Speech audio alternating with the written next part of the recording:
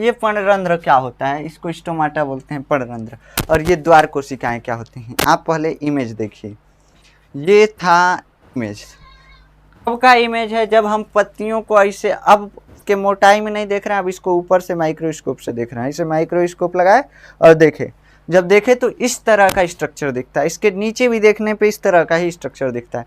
तो अब पत्ती के ऊपर और नीचे हम झांक के देख रहे हैं माइक्रोस्कोप से, तो जब ऐसे देखे तो हमको इस तरह का स्ट्रक्चर दिखा जो आपके स्क्रीन पे इस समय दिख रहा है, यही। ठीक, अब ये इस तरह का स्ट्रक्चर आप देख पा रहे होंगे, इसमें छेद कुछ कुछ दिख रहा है, कुछ कुछ छेद दिख रहा है, दिख रहा है कि नहीं दिख रहा है? तो वही छेद जो है ना, वही जो रंध्र है ना, उसी को हम बोलते हैं पर्णरंध्र। और अभी जो हम बनाए थे उसमें भी ये दिख रहा था। और कैसे दिख रहा था, तो देखे होंगे कि ये कौन सी कोशिकाएं थी, एपिडर्मिस कोशिकाएं, और इसमें ऐसे कोशिकाएं बनी हुई थी, ये ऐसे कोशिकाएं बनी हुई थी। तो ये जो था, यही छेद क्या था, पर्णरंध्र था। पत्ती के अंदर जाने के लिए, जो गैसों को जाने के लिए ये रास्ता था, और इसी को हम क्या बोल रहे हैं, पर्णरंध्र बोल दे रहे हैं। और जहाँ पे पर्णरंध्र उपस्थित है वहाँ पे क्यूटिकल नहीं है, क्यूटिकल नहीं है। अभी हम बनाए भी थे तो बनाए थे, समझ में आ रहा है? इसे इमेज हटाया ही नहीं तो आपको दिखाई नहीं, यहाँ से ऐसे बना सकते हैं। ये जो बनाए थे यही था पर्णरंध्र, पर्णरंध्र यही दिख रहा था उसके मोटाई में, पत्तियों की मोटाई में दिख रहा था। ये जो छेद है इसी को पर्णरंध्र बोलते हैं।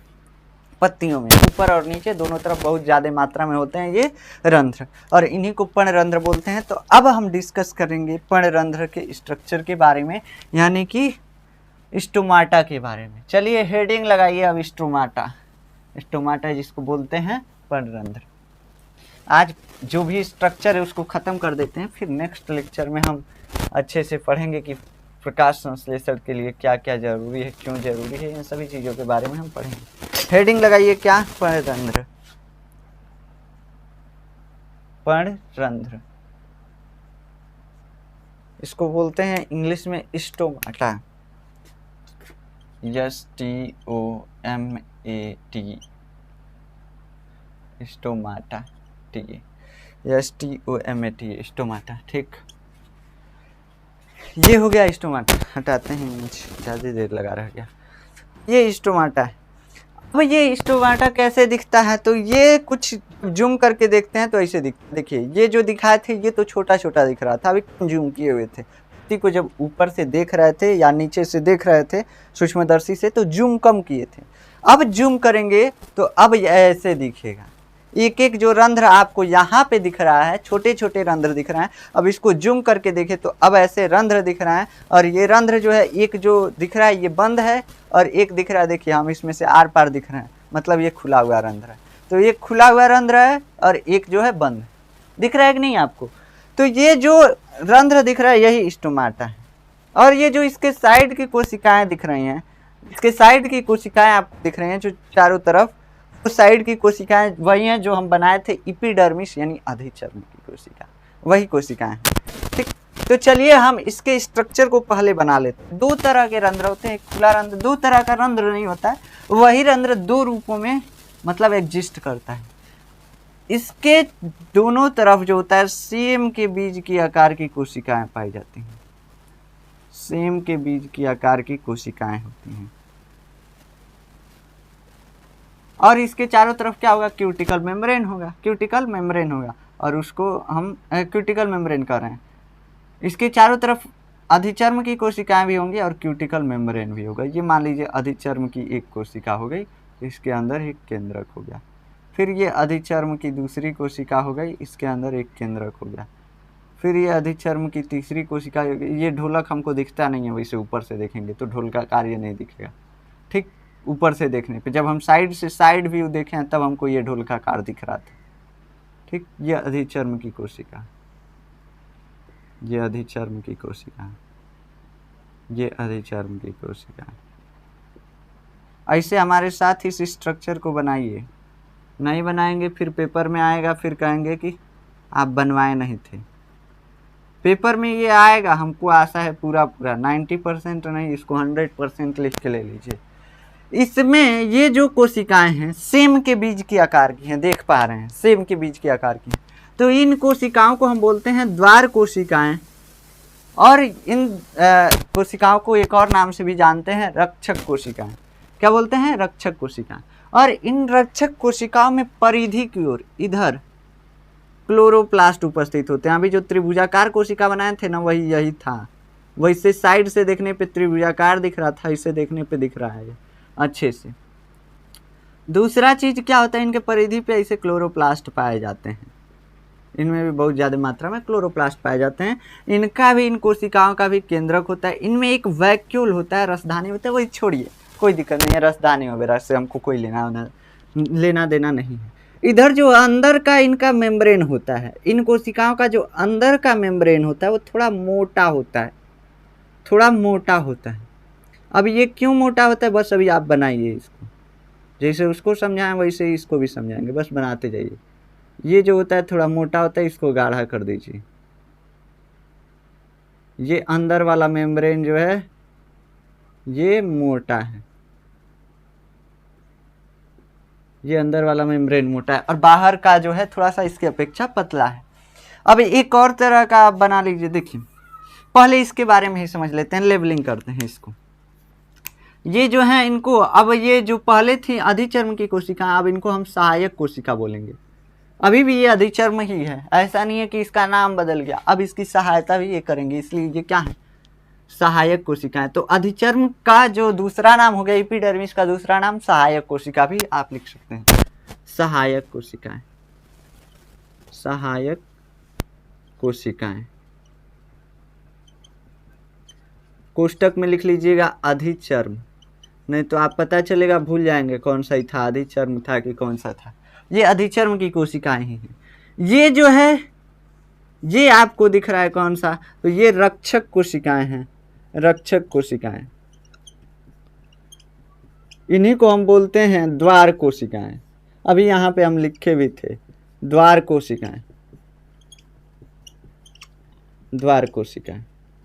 ये द्वार कोशिकाएं हो गई, ठीक। दो तरह की कोशिकाएं पर्णरंध्र में। ये जो है ये है पर्णरंध्र, ये जो छेद दिख रहा है इसी को बोलते हैं पर्णरंध्र, पर्णरंध्र, स्टोमाटा इसी को बोलते हैं, ठीक। अब इसमें जो है इस कोशिका में, इन दोनों कोशिकाओं में अभी पूरा पूरा पानी भरा हुआ है, पानी भरा हुआ है। ये समझिए ये दोनों कोशिकाएं क्या है, गुब्बारे की तरह का है, और इनमें पानी भरा हुआ है। ये फूली हुई है, अपने शेप में है। जैसे गुब्बारा जो टेढ़ा होता है, अगर ऐसे रहेगा तो ऐसे तो स्ट्रेच रहेगा, सीधा लगेगा, लेकिन जैसे फुलाएंगे वो अपना शेप ले लेगा। वैसे यहाँ पे ये जो कोशिकाएं हैं सेम के बीज की आकार की कब दिखती हैं, जब फूली हुई होती हैं। जब फूली हुई होंगी तब ये कोशिकाएं सेम के बीज की आकार की दिखेंगी। लेकिन इसमें से अगर पानी निकाल लीजिए तो ये कैसी हो जाएंगी, अब देखते हैं। थोड़ा सा हम यहीं पे इसको छोटा सा अब फिगर बनाते हैं। अभी ये बड़ा फिगर बनाए थे, इसको छोटा सा ही हम बनाते हैं।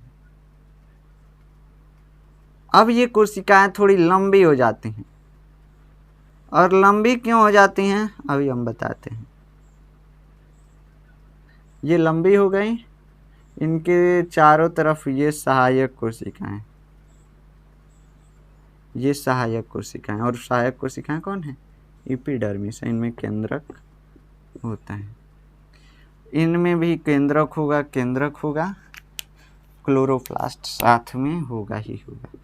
जो भी हम नीला से आज स्ट्रक्चर बनाए वो सभी क्लोरोप्लास्ट है। क्लोरोप्लास्ट कहाँ पे होगा, परिधि की तरफ ही होता है। वैसे आपके में इतना इम्पोर्टेंट नहीं है कि परिधि की तरफ होता है कहाँ होता है, बस इतना समझिए कि इसमें क्लोरोप्लास्ट होता है। ये कैसा रंध्र है, तो ये बंद रंध्र है, बंद रंध्र। इसमें जो रंध्र दिख रहा है वो खुला दिख रहा है क्या, नहीं दिख रहा है, देख पा रहे होंगे। ये जो रंध्र है ये बंद है, और ये जो है खुला है, खुला पर्णरंध्र। और ये जो है कैसा है, बंद पर्णरंध्र है। ये जो है ये अब भी रक्षक कोशिकाएं हैं, यानी सहायक कोशिकाएं हैं, रक्षक कोशिकाएं या द्वार कोशिकाएं। इसको हम तीर को यहीं पे लिख दे रहे हैं। ये हो गया रक्षक कोशिकाएं या द्वार कोशिका, टेक्नोलॉजी का इस्तेमाल कर रहे हैं हम। यहाँ पे ये हो गया सहायक कोशिकाएं, और यहाँ पे टेक्नोलॉजी थोड़ी ना लगा सकते हैं। सहायक कोशिकाएं, सहायक कोशिकाएं, ठीक। ये हो गया सहायक कोशिकाएं। और ये हो गया, आप देख पा रहे होंगे। अब ये काम कैसे करता है पर्णरंध्र, देखिए होता क्या है कि ये जो रंध्र है, पत्तियों में रंध्र, ये होता किस लिए, छेद किस लिए होता है, ताकि पत्तियों के अंदर जो गैसों का आदान प्रदान है, पत्तियां क्या कर रही हैं, एटमॉस्फेयर से, जो हमारा वातावरण है, ये जो वायुमंडल है, इससे पत्तियां जो है, पेड़ पौधों की पत्तियां कार्बन डाइऑक्साइड को खींच रही हैं, सोख रही हैं। तो कार्बन डाइऑक्साइड को खींच रही हैं, ठीक है, यहाँ तक तो ठीक है बात। और वो किसके द्वारा खींच रही हैं, इसी पर्णरंध्रों के द्वारा पत्तियों के अंदर कार्बन डाइऑक्साइड जाता है, इसी छेद के द्वारा पत्तियों के अंदर कार्बन डाइऑक्साइड जाता है।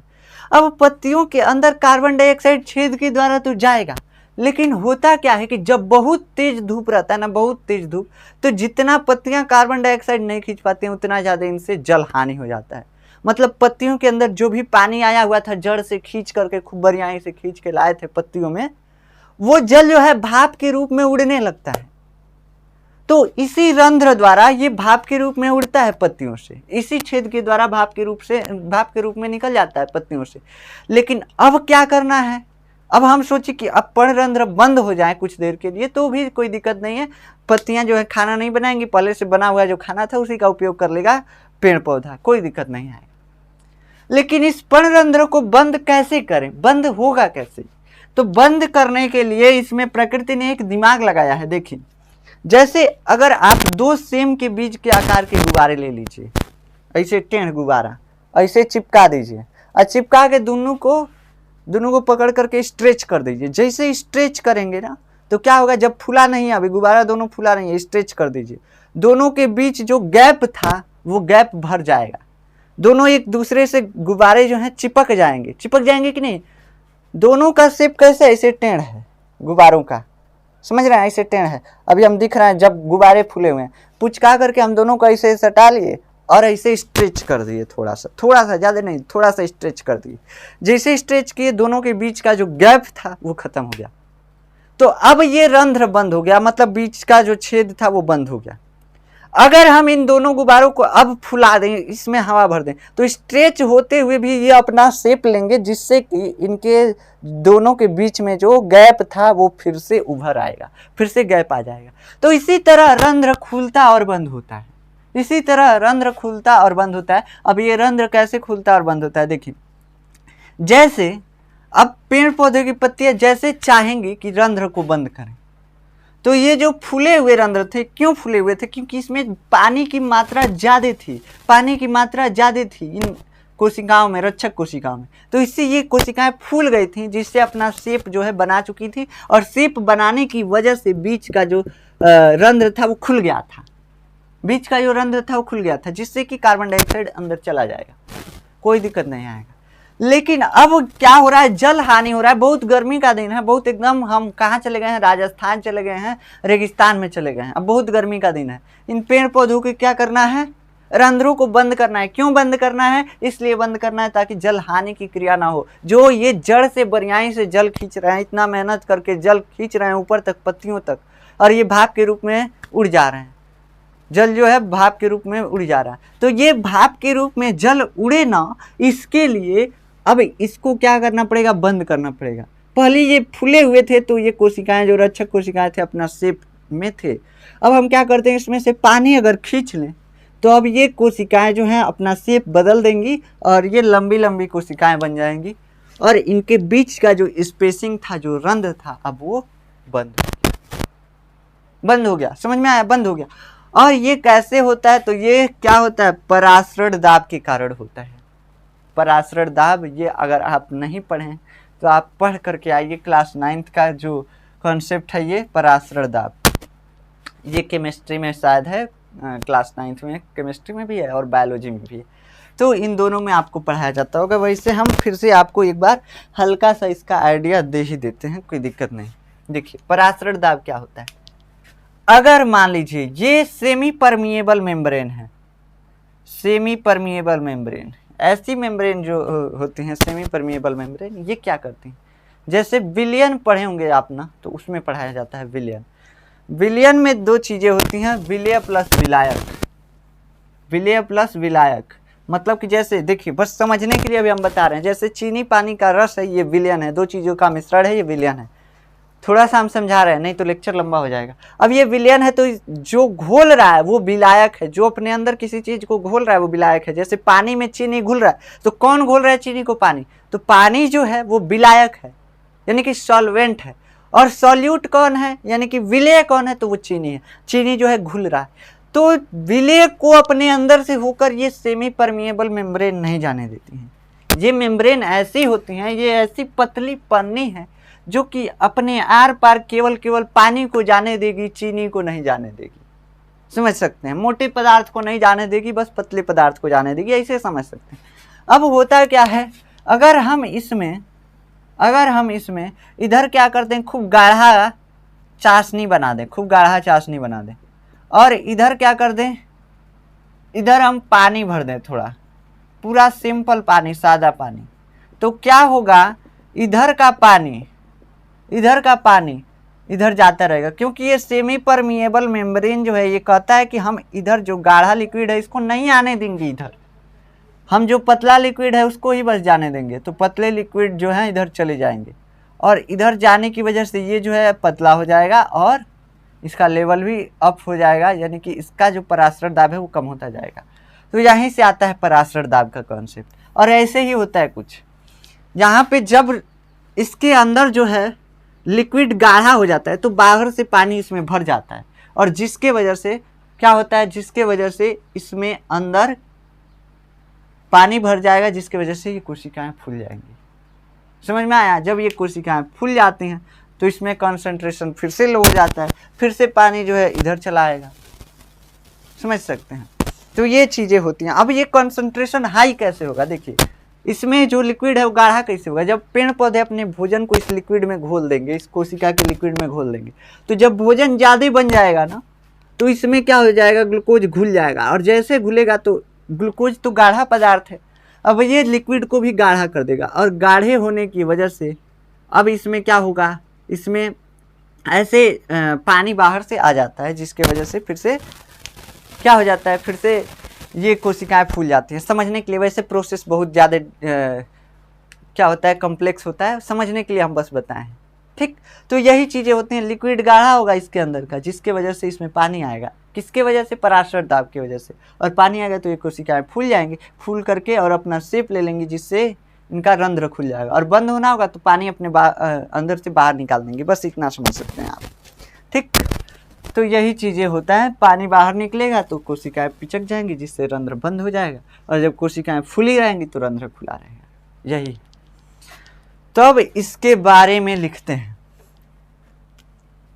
इसके बारे में हम लिखते हैं, पर्णरंध्र के इसके दोनों तरफ, किसके दोनों तरफ, पर्णरंध्र के, ये पर्णरंध्र है, इसके दोनों तरफ, इसके दोनों तरफ क्या होते हैं, रक्षक कोशिकाएं, रक्षक, दो सेम के बीज के आकार की रक्षक कोशिकाएं होती हैं, दो सेम के बीज के आकार की, बीज के आकार की, लेक्चर लंबा हो गया लेकिन कोई दिक्कत नहीं है, आकार की रक्षक कोशिकाएं होती हैं।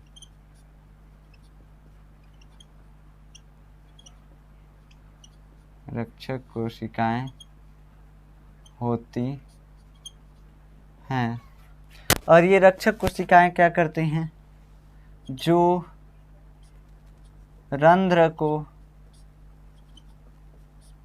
फूलने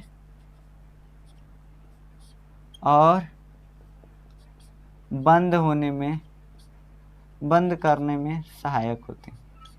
खोलने लिख सकते हैं, खोलने और बंद करने में, खोलने और बंद करने में सहायता करते हैं, सहायता करते हैं, ठीक। जब कोशिकाओं के अंदर, जब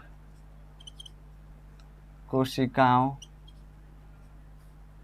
के अंदर, जब कोशिकाओं के अंदर क्या होता है, जल स्तर बढ़ जाता है, बढ़ जाता है तो कोशिकाएं फूल जाते हैं, कोशिकाएं फूल जाते हैं और रंध्र खुल जाता है, और रंध्र खुल जाता है। और जब जल का स्तर कम हो जाता है तो कोशिकाएं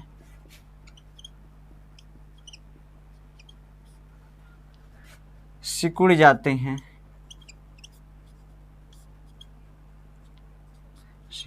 हैं, जिससे रंध्र बंद हो जाता है।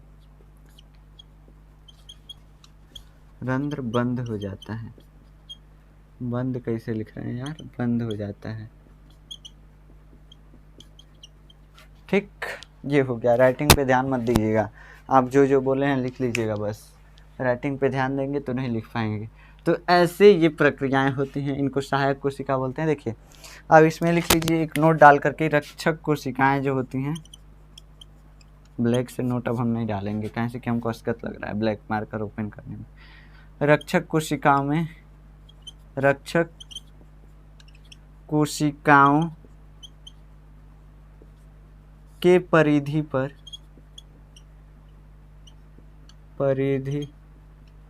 की तरफ क्लोरोप्लास्ट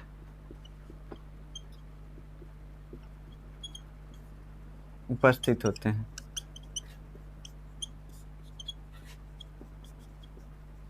दूसरा नोट आप लिखिएगा कि पत्तियों को पेड़ पौधों की खाद्य फैक्ट्री कहा जाता है। पत्तियों को